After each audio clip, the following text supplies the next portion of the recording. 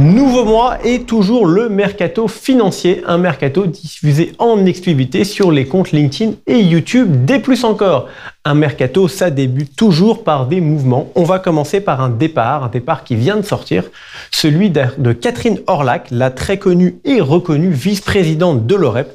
Elle a annoncé son départ il y a quelques jours. Elle avait déjà laissé la présidence de l'OREP à Pierre Sabatier. Restons à Clermont-Ferrand, on parle souvent du groupe Premium pour ses rachats de cabinets. Cette fois, la prise n'est pas un cabinet, mais une personnalité bien connue de la monde du gestion de patrimoine. Personnalité qui a fondé il y a 20 ans Fidroit à Clermont-Ferrand. Je vous parle bien entendu d'Olivier Rosenfeld, qui devient conseiller spécial du groupe Premium.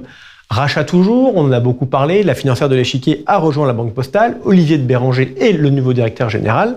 Son ancienne directrice générale, Bettina Ducas, passe la frontière pour rejoindre Lombard Odier Investment Manager. Elle sera basée en mars et elle sera basée à Genève et sera responsable à partir du mois de mars de cette entreprise. Chez M&G, ça bouge aussi. M&G France était quasi synonyme de Brice-Angers. Il était en charge de la France depuis 16 ans. Il a annoncé son départ pour un nouveau projet. Chez M&G, il est remplacé par sa directrice générale adjointe, Kelly Hébert, qui devient directrice générale.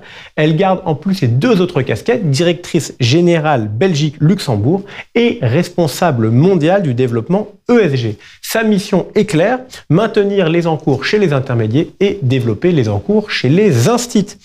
Société de gestion toujours, Amplegest, la société de gestion du groupe Cyrus change aussi de direction. Marie Vandenmark-Saltiel, qui était depuis 2022 directrice générale déléguée et membre du COMEX du groupe Cyrus, devient présidente. Elle sera accompagnée par Gilles Constantini, qui était le nouveau directeur général adjoint en charge de la gestion d'actifs.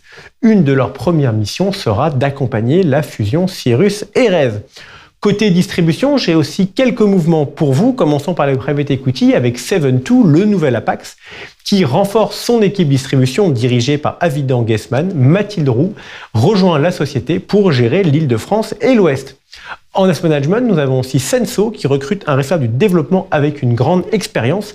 Il est déjà passé chez JP Morgan, AGF Asset Management, Alliance Global Investor, Shelcher Prince ou Arkea Investment Manager. Je parle bien entendu de Fabrice Néroumande. Enfin, l'UNEP, une association d'épargnants bien connue qui travaille déjà avec 960 cabinets de gestion de patrimoine, a une nouvelle directrice générale, Clara Roux. Elle connaît bien la maison, elle est depuis 10 ans à l'UNEP. Son objectif, faire de la croissance en gardant leur indépendance. Passons au mouvement capitalistique. Le groupe Apicil était déjà actionnaire d'Alphéis.